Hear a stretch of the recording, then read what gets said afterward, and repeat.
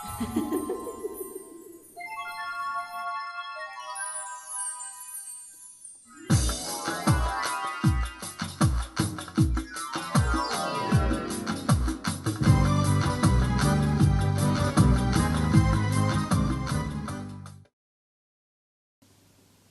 everyone, today I'm going to make a video about numbers and how they affect our lives in ways that we sometimes don't imagine.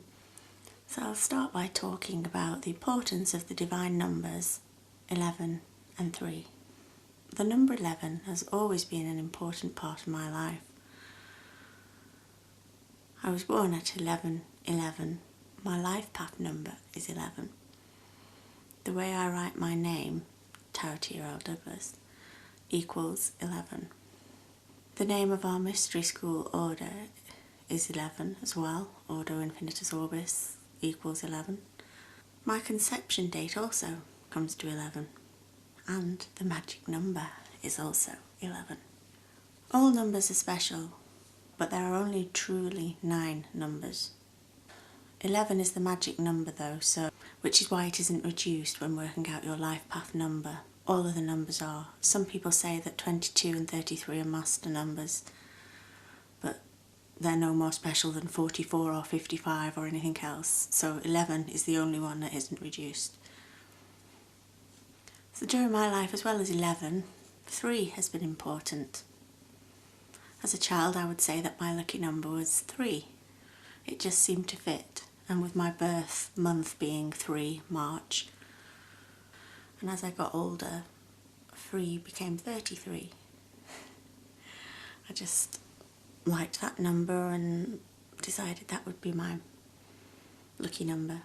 And then eventually it got to 333. I even get 333 from my birth numbers, like so. I was born at 11:11 and my birth number is 11. In binary, 11 equals 3. So my 3 11s become 333. And later on I will explain more details about how the 3 and the 33 and the 333 affect all women in their life without most of you knowing about it. I'll explain about that later. Of course, we must also remember that 3 is the divine trinity of the eons, being that of the mother of the first eon, the father of the second eon, and the divine child of balance and androgyny of the third eon, which we are currently moving towards. So the number 11 means the spear of Darth, and Darth means knowledge or abyss, and it is located on the tree of life, right between the superior triad of Kether, Chokmal and Bindar. Darth is where the Black Night of the Soul takes place, and it's a place that everybody has to visit and get through to the other side in order to complete the great work. It's not something that can be skipped on our path. Everybody has to go through it.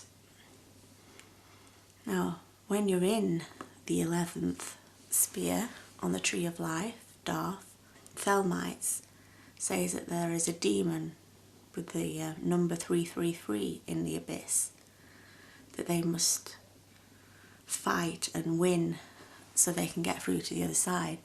This is kind of a bit sexist because they're using the divine feminine completion number as something evil, but in that religion, Thelema, it's deeply patriarchal, even if they don't admit that. So this is all just part of their programming of hatred of women, I suppose. But everybody, before they go to Darth, has to gain contact with their holy guardian angel, or their higher self, whichever you want to call it, who will help you get through the abyss, the Black Night of the Soul, and get through to the other side. If you don't make it through to the other side, it can be very bad. So don't go there until you're absolutely ready, prepared, and have all the right tools and your full connection to the higher self. 11 and 333 again are very important numbers to everyone and not just me, but they show up again and again in my own life path and my own charts constantly. The 1111 normally starts to appear on clocks and things for people when they're first starting to gain contact with their holy guardian angel, their higher self. And it's only when people start to recognise this connection that they can move forward and go to Darth and start their Black Night of the Soul, which is a very trying time for everybody. And if they're very lucky, they can get through that and move on to Bindar, Chokmal, and then Kether. And the time between Chokmal and Kether is also very challenging too, sometimes more so than the Abyss, and this is the path of the Fool. The number 11 also has a symbolism of the union of the microcosmos and the macrocosmos, as a sum of the 5 and the 6, with the 5 being related to the pentagram and the 6 the hexagram. Joined, they make 11 the magic number, and it means the completion and all. During ceremonies, we knock a certain amount of times or ring a bell, stamp our foot on the ground or our staff. The most generally useful adaptable battery is composed of 11 strokes, and the principal reasons for this are: firstly, 11 is the number of magic itself. It is therefore suitable for all types of operation. Secondly, it is the sacred number par excellence of the new eon. Thirdly, it expresses the great work in every one of its aspects. Lastly, it is possible therefore to express all possible spheres of operation, whatever their nature. This is effected also by making an equation between the number of the sphere and the difference between that number and 11. For example, 2 degree equals 9 square is the formula of the grade of initiation corresponding to Yesod. Yesod represents the stability of air, the sterility of the moon, but these qualities are balanced in it by the stability implied by its position as the foundation. You can see more details about this in my book. I go into more detail about the tree and life and how it corresponds with all the different formulas and things, and to do with the different levels of attainment. The 11th tarot card is Justice, the ruler of balance, which is ruled by Libra. The 3rd card is the Empress, and this is a card that always seems to show up as to represent me during tarot readings, and it is a special card to me. The tree number of the Empress is 14, the day I was born on, and it being the 3rd card, it is extra significant to me, my birthday being the 14th of March. The Empress is ruled by Venus and water, Pisces being my sun sign, which is also water. So how to work out your own birth number? I've explained above how important the numbers 3 and 11 are in general, but I also went into details about how those numbers came up in my own path. So you can see examples of how things start to fit together. Once you know what your numbers are, you can see how things fit together for you. It is exciting how things just seem to fit together. The things in your life that you felt drawn to and never knew why. Maybe you can find some answers once you start looking. How to work out your own birth number. So let's find out what yours is. Always start with the day first, then the month, then the year, because it goes from smallest to biggest, which makes sense. Here is an example of how it is calculated. If your birthday, for instance, is the 13th of October 1977, then the day is 1 plus 3 equals 4. The month is 1 plus 0 equals 1. And the year, which is a bit more complicated, is 1 plus 9 equals 10. And then you take the 10, and 1 plus 0 is 1. And then you take the 7 plus the 7 equals 14. And then again you reduce the 14 as 1 plus 4 equals 5.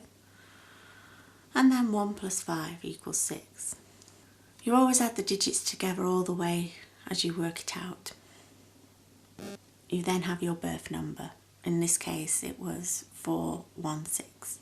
This number is important to your life And once you open your eyes, you'll see just how important it actually is. Try searching for the number in Google and finding out the Gematria associations with it. I'll put some links down below that you can look into yourself, find out more about what the number means, because it will tell you what those numbers translate to in word form. But realise that in these sites they can only show you what other people have searched for and what it's calculated already. There could be various other things that they haven't been calculated, but you can put words in that you want to calculate to find out what number they are as well. So it works both ways. So for instance, when my birth number, which is 533, in the Jewish Gematria it comes out as Supreme Being. Well, you can't argue with that. All women are goddesses, and I'm no different. And the simple Gematria for mine, it comes out as always fight with all your might for what is right, and I do. And all false prophets will have to answer for their sin. Yes, and I have been trying to expose anybody who comes out as a guru and prophet, because there is no such thing as one of those. We each have to find our own higher self, connect to it, and find our own answers, and not look to other people for answers. Another example of this, Theomerla in the Jewish Gematria equals 318, as does inner light, and that's what Theomerla means. Of course, Theola is the word for the new eon coming, which just means divine, but Theomerla means divine inner light. To get your life path number, now you simply add all those digits together of your birth number. So for example, using the one we already worked out, 416, we plus the 4 and the 1 to 5, and then the 5 and the 6, and you get 11. Because it's the magic number, you don't reduce the 11, so it is 11. So if your numbers were 516, plus the 5 and the 1 to equal 6, and then the 6 and the 6 to equal 12, and then the 1 and the 2 to equal 3, and your life path number would be 3. So this is something else you can look into for yourself and find out where it fits into your life. And if you want to post about and tell me about what you've discovered, that would be really good. If you post below or in our group on Facebook or something. And I said at the beginning that I was going to go through the life in numbers thing as well, that was in my book as well, because this is something that affects everybody, whether they admit to all this kind of mysticism or not. It just naturally happens in our lives, so it's something you should know about. The number of man is 666, and the number of woman is 333, and each of those digits represents a stage of our life. The idea is to add the numbers together to become a god or goddess, to become number 9. Now let's look at the journeys both men and women take. To get enlightenment, they need to get to 9. We know this, because 9 is the complete number, the completion number. It's the highest number, other than 11, as we know, which is the magic number. 9 is the completion number. So for women, this is straightforward. 3 plus 3 plus 3 is 9. That's pretty straightforward. But for the man, it's more difficult. 6 plus 6 plus 6 equals 18. So to become complete, the man needs his number 1, which is what represents his wand, his sword, his penis. And 8 here equals an hourglass woman, and on her back she will lead to infinity. So she'll be maybe lying down for the great white. It's something else that I've talked about in my other videos and things. Right, so for women, 3 equals childhood. 6 equals an adult woman, a priestess. And this is the time when she uses her powers to enlighten a man, equals 6. At 9 equals an older woman, a high priestess, who is wise and teaches others. And for a man, 6 equals childhood. 12. 1 plus 2 equals 3. An adult male prince who at this time must seek a woman priestess to gain enlightenment. The 3 is the woman, number 3. Alright, in the 18, 1 plus 8 equals 9. So this is the older man, the high priest, who has used his wand, or as we said, the wand, the penis, to reach wisdom and knowledge from the sacred rite, where the women are the illuminators. So, why does a man need to find a priestess to gain enlightenment? Occultists are often told this rite, called either the Great Rite or Gematria, which I can't pronounce, takes place because both males and females are incomplete, and this union will help them be complete and illuminated. However, women are already complete within themselves, because in the beginning there were only women who reproduced using parthenogenesis. So what is heterogonomos? The truth behind the Great Rite is that the male is taking the female essence inside himself and becoming complete. Females are already complete. They have 2 full X chromosomes, and men have 1 full X chromosome and a shortened X, which we call the Y. It's a mutated version of the other X chromosome. When the man has learned how to restrict his orgasm and takes in the high priestess's excretions into himself through his penis, this accumulates at the base of the spine, where it awakens the Kundalini energy, which shoots up his spine and activates his third eye, and he becomes enlightened. He has become complete and whole. And this is where I've talked about how with Mary and Jesus, everybody I've seen and put anywhere, they all say that Jesus was her teacher, but in all reality she was his teacher. She was the one who helped him gain illumination through the Great Rite. So that's another thing that have used this, hidden it, so that women don't know that it was the woman who helped the men gain illumination. And they've told us that we need to go to them, to their church and confession, and do as they say and follow their rules to have any kind of spirituality. And again, that isn't true. So the woman, when she is in her 6th stage, the priestess stage, the adulthood, is when she should seek training from a high priestess into how to perform the Great Rite. So that's it for now, I think.